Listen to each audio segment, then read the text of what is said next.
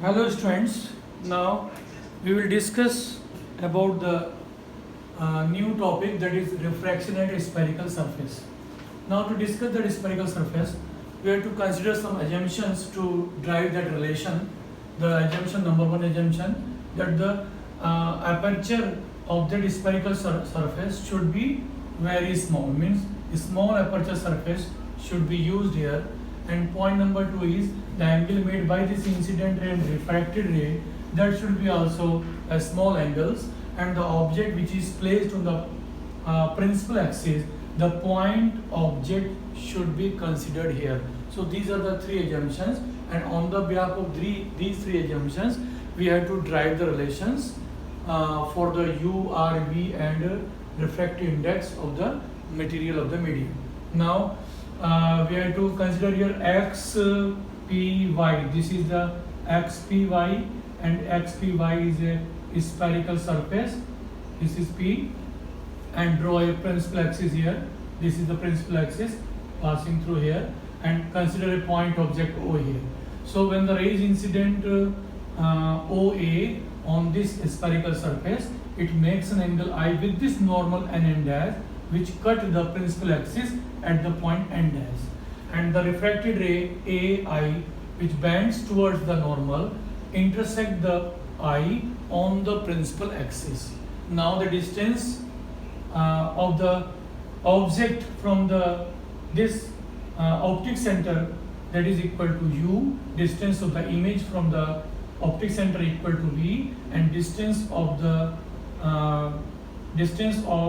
normal which cut the principal axis, that is equal to R, and it is also called as radius of curvature of the spherical surface. Now this is the diagram, ray diagram, and first of all you have to write about the construction part of this ray diagram. Now consider here alpha is the angle made by the incident ray, beta is the angle made by the refracted ray with the principal axis, and gamma is the angle made by the normal with the principal axis, where R and I is the angle of incidence made by the incident ray at the point of incidence A, and R is the angle of refraction made by the refracted ray inside the medium of refractive index mu2.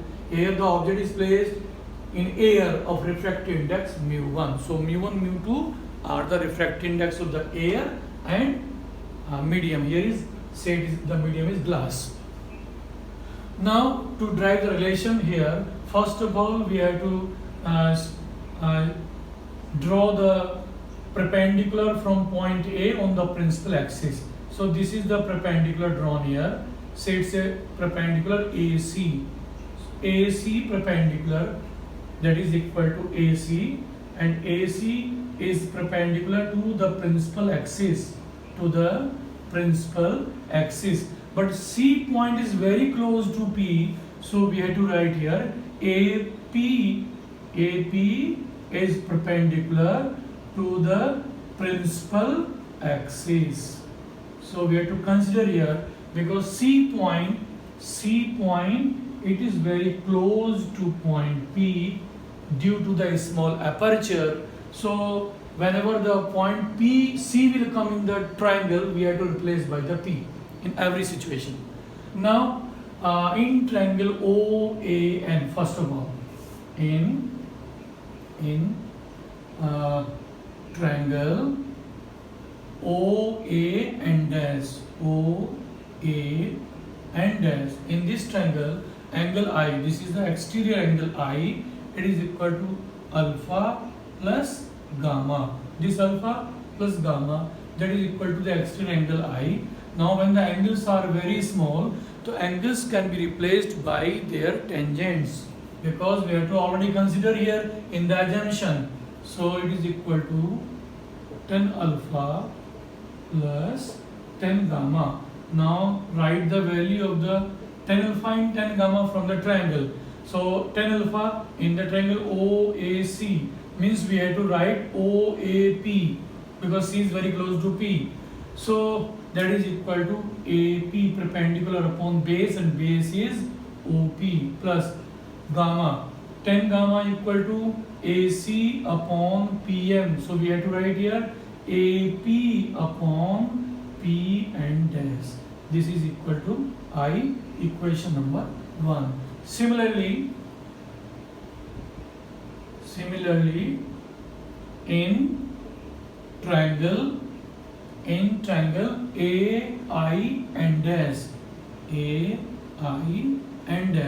and this triangle, this is the exterior angle gamma in this triangle. So R plus beta equal to gamma. Therefore, gamma equal to R plus beta. Now, what is R? R equal to gamma, angle gamma minus beta. Again, gamma and beta are very small. They are replaced by their tangents. So we can write here tan gamma minus tan beta and find the values of tan beta and tan gamma from their triangles. So in the triangle AC upon this CN, so we have to write here AP. So AP, because C is close to P, so AP upon P and dash minus beta, and beta is PI. CI means PI, a perpendicular AP, that is same. So AP upon PI, this is the equation number 2. Now we know that the relative refractive index, that is mu, it is always equal to mu2 upon mu1, means ratio of the refractive index of the one medium with respect to the another medium, mu2 upon mu1, and the mu it is also equal to, according to Snell's law, sin I upon sin R. Since I and R are the very small angles, therefore they are replaced by here, we can write in radian terms. So sin I will be equal to I and sin R equal to R. Now cross multiply, mu2 upon mu1 equal to I upon R, and cross multiply. When we cross multiply, we will get mu1 I equal to mu2 into R, and this is the equation number 3. Now put the value of I and R from equation number 1 and 2 in equation number 3. So we can write mu1 I means AP upon OP plus AP upon P and dash equal to mu2, and mu2 into R, and R is here, that is AP upon P and dash minus AP upon PI.